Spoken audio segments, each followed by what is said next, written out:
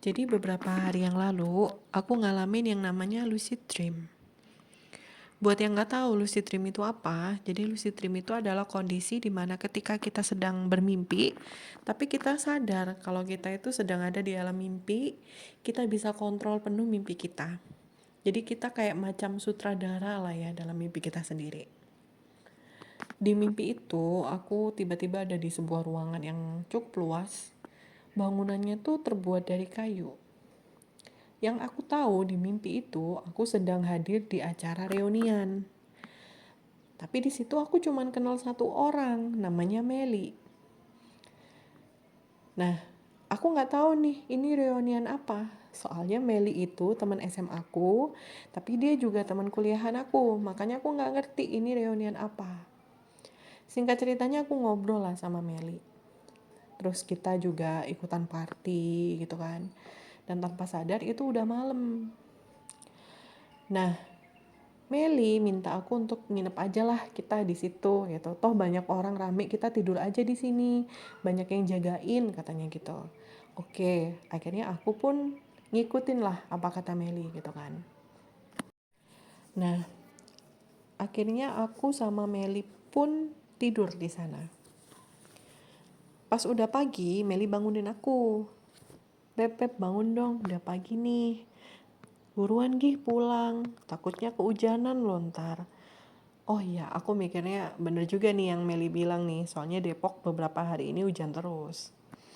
Setelah itu aku langsung nih beres-beres barang-barangku. Dan aku baru ngeh kalau ternyata aku datang ke pesta itu bawa 5 boneka. Jadi boneka tiganya itu ukurannya cukup gede, 2 lagi tuh kecil. Aku carilah boneka itu dibantuin sama Meli. Ternyata beberapa boneka tuh udah diberesin gitulah, ditata sama panitia acara. Setelah ketemu nih kelima bonekaku tadi, udahlah aku masukin ke tas, ada yang aku peluk juga. Cuman di situ aku ngerasa aku masih kehilangan barang gitu. Ya udah, aku ngomong lah ke Meli, Beb, kayaknya barangku ada yang ketinggalan deh, tapi aku nggak inget apaan. Si Meli itu kayak cuman diem terus dia bilang, oh ya udah kita lapor aja ke panitianya.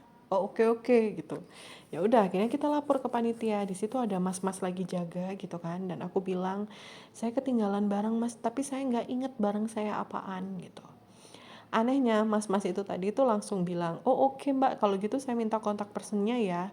Nanti kalau barangnya udah ketemu saya langsung hubungin gitu. Singkatnya dia minta nomor HP ku dan aku kasih nomor HP-nya dia. Setelah itu kita keluarlah dari ruangan, ya kan. Terus Meli bilang, Beb sorry ya, aku gak bisa nganterin kamu balik, soalnya aku mau ke Mojokerto, dia bilang gitu kan. Oh iya Beb, gak apa-apa, aman-aman, nanti aku bisa pulang sendiri kok. Nah, di situ akhirnya kita misah.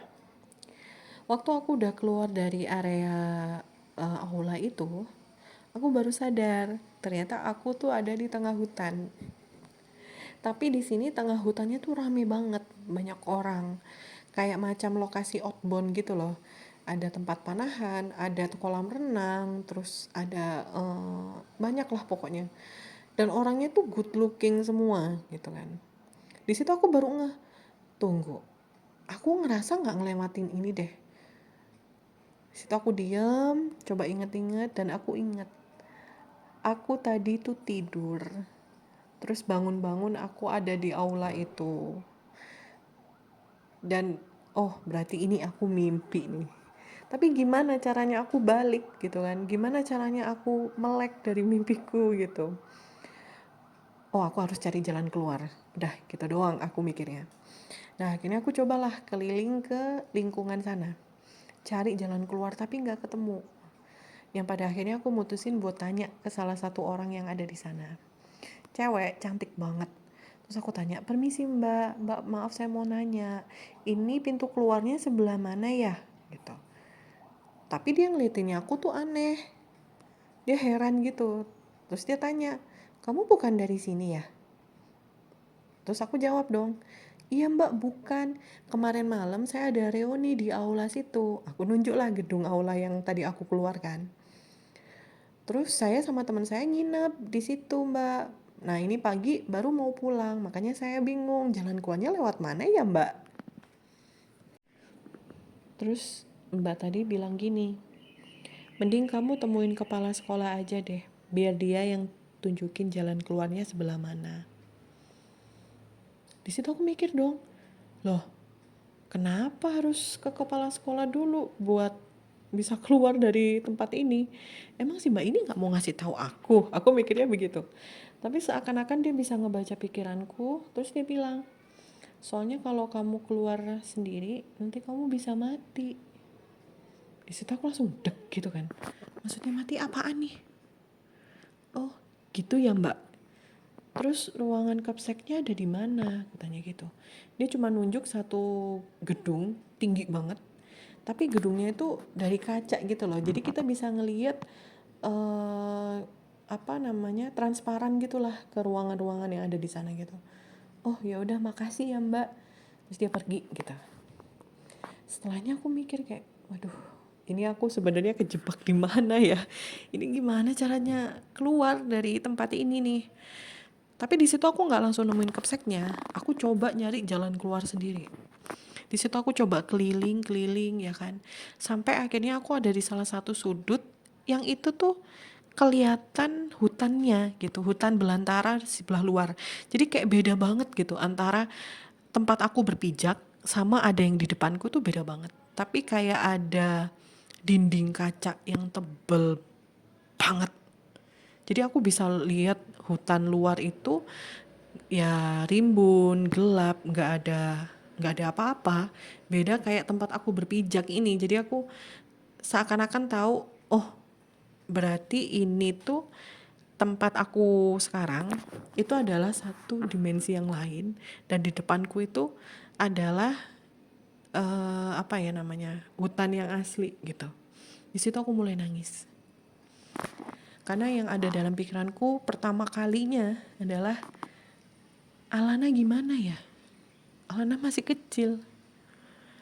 Dah, akhirnya aku beraniin diri buat ketemu kepala sekolah.